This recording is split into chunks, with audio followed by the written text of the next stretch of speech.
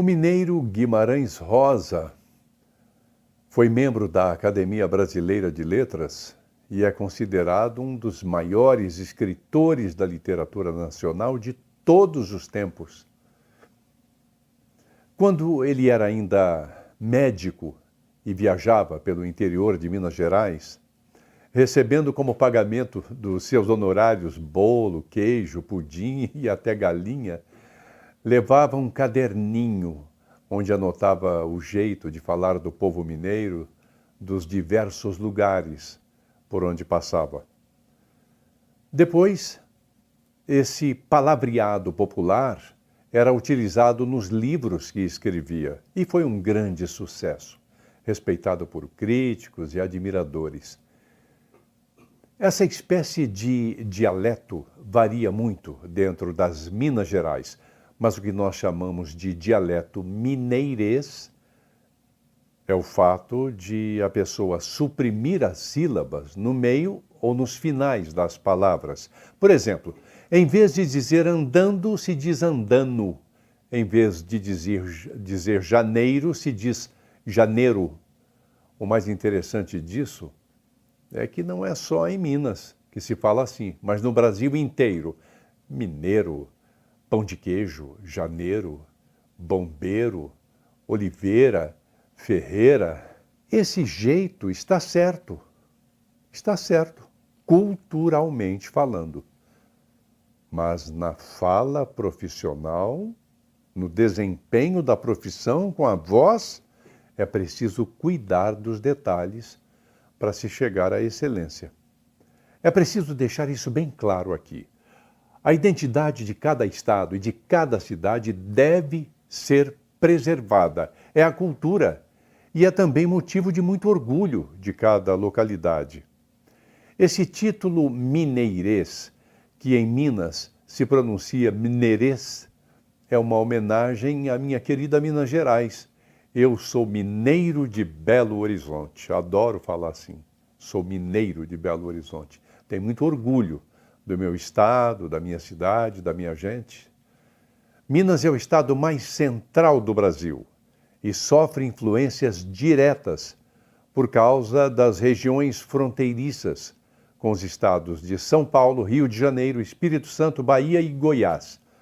É também o estado que tem o maior número de municípios do Brasil, nada menos do que 853 municípios. Eu, como mineiro, não conheço, talvez, nem 80% desses nomes. Eu acho que estou até um pouco otimista. Eu acho que eu não conheço 70%. Tem nomes de cidades que eu não tenho ideia de onde fica. Se alguém disser, eu pergunto, é em Minas? É no Nordeste? É no Sul? Para você ter uma ideia, em Minas nós temos sotaque baiano no Norte, sotaque carioca em Juiz de Fora e Zona da Mata, sotaque paulista no Sul, sotaque belo-horizontino na região central, enfim, há uma diversidade de sotaques em Minas, inclusive o do Triângulo Mineiro, que se assemelha muito ao de Goiás, que faz divisa com o estado. Assim, em Belo Horizonte se diz Moisés 10 vez arroz fez paz. Em Uberlândia, no Triângulo Mineiro, se diz Moisés 10 vez fez paz, arroz.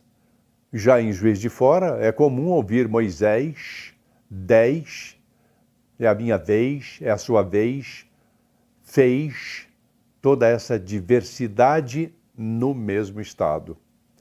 Eu amo a mineiridade e essa identidade mineira tão diversa que se dá por regiões. E é óbvio que o estado brasileiro, que tem o maior número de municípios, não teria só uma cara. Há várias Minas Gerais dentro deste estado tão extenso. Não existe unicidade cultural ou linguística em Minas.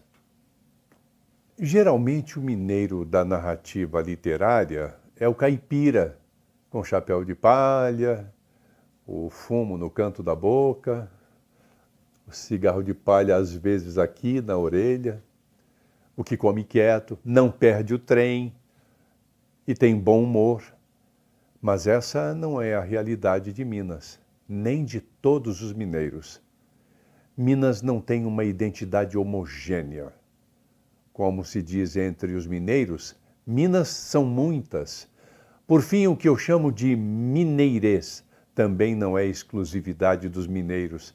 Em vários estados do Brasil, encontramos as características que você vai ver agora. O português brasileiro é muito diversificado, porque foi influenciado por vários países, línguas e dialetos. Por exemplo, o S alveodental, vou repetir. O S alveodental carioca é um legado direto de Portugal. O sotaque paulista tem origens italianas. O cantado baiano é fruto de inúmeros dialetos africanos. A Inglaterra participou ativamente da construção das ferrovias em Minas. Influenciou o sotaque e daí surgiram expressões como o trem e o ai dos mineiros e assim por diante. Por isso eu digo que precisamos nos policiar na hora de usar a voz profissionalmente. Vamos lá. Quero começar com o gerúndio do mineiro, que termina com som de 2 M's. É isso mesmo, MM.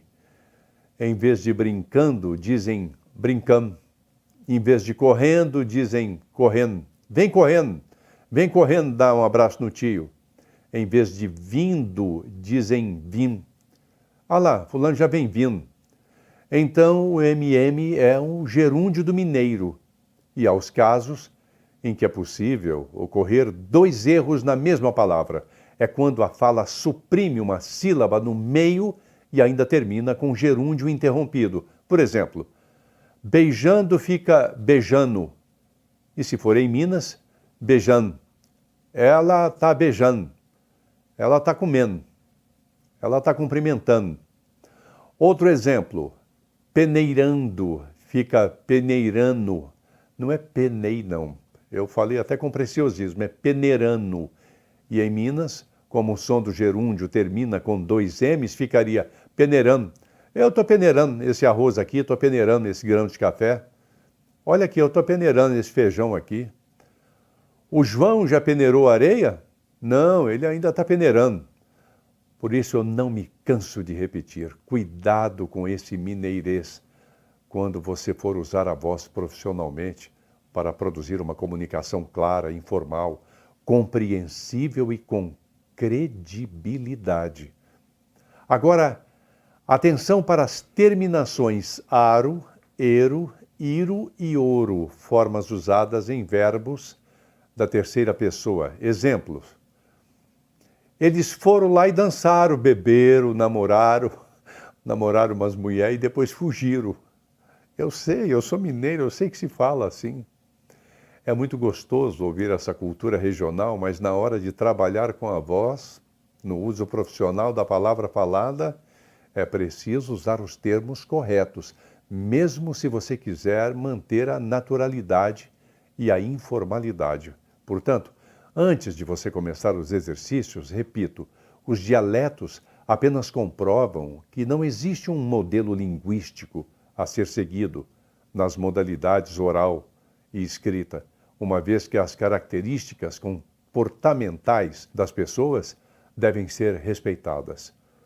Prestigiar apenas a norma culta e desprezar a norma popular colabora com o preconceito linguístico, mas no uso profissional da voz, na medida do possível, use a fala correta, gramaticalmente falando, por causa do efeito de credibilidade que ela passa e pela aceitação das mídias nos principais centros de produção, porque as gravações para veiculação nacional sempre seguem essa norma. Um comercial nacional para rádio, ou TV, ou internet, tem um padrão a ser seguido e isso não depende de você ou de mim. Espero que você tenha entendido e que não haja dúvida sobre isso. Não é preconceito, é adequação às exigências do mercado. Eu torço para que você goste dos exercícios e aproveite para treinar bastante para que, através do efeito cumulativo, você consiga reproduzir o máximo de qualidade no desempenho do seu trabalho. Um forte abraço e boa sorte.